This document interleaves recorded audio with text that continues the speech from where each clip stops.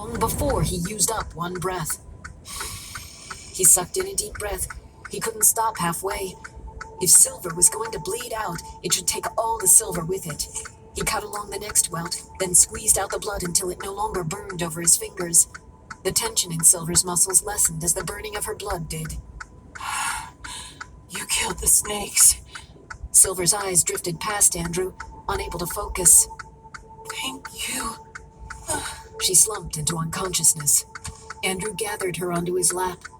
He knew he should get up, especially with the silver-tainted blood soaking into the mattress, but he wanted to hold her a little longer, to make sure she was really done.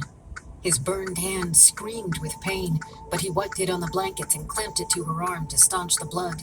It didn't burn him further, a good sign. How did you know that would... Michelle came to the bed, face twisted with worry at the way the blood continued to flow. By now, the wounds on any other werewolf would have healed. Andrew added his other hand, clamped higher up on Silver's arm. I've seen it before, during a punishment.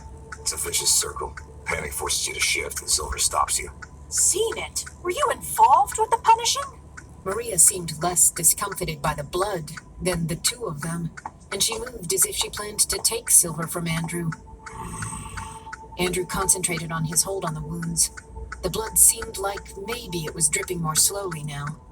The European packs used silver for punishment long before I ever joined one. Andrew didn't bother explaining further. Slow or not, the bleeding continued. Bandages. Why would we have those? Maria bristled again at the commanding tone, but after a beat of hesitation and a glance at her alpha, she disappeared from the room.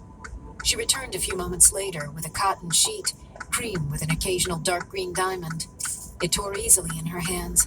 It took some glaring to get themselves organized, but they worked it out so Andrew peeled away his fingers as Maria wrapped, leaving nothing uncovered for too long. When his hand was free, Andrew wiped it off, leaving a sodden crimson smear down his shirt, and pressed down on the bandages again.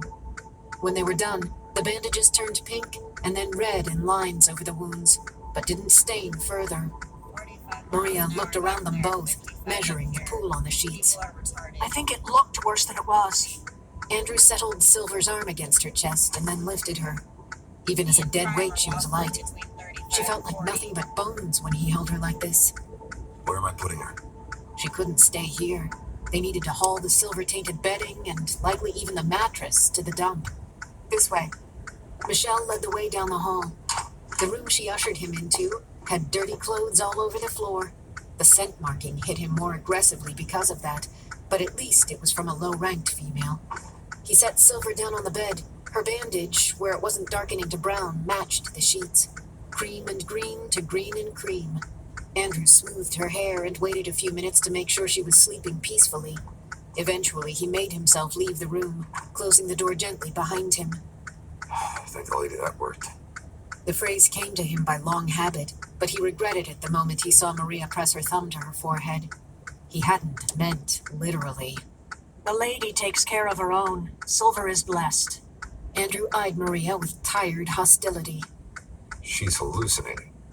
The scent of blood from his shirt twisted its way into his nostrils with every breath, so he pulled it off. How did she know about the baby then if she had not spoken to Death? No one but the pack knew. Michelle looked conflicted, like she was trying to talk herself out of agreeing with Maria.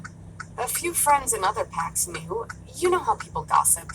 Exactly. This death seems more like an expression of her unconscious, and we knew she was probably living out here somewhere.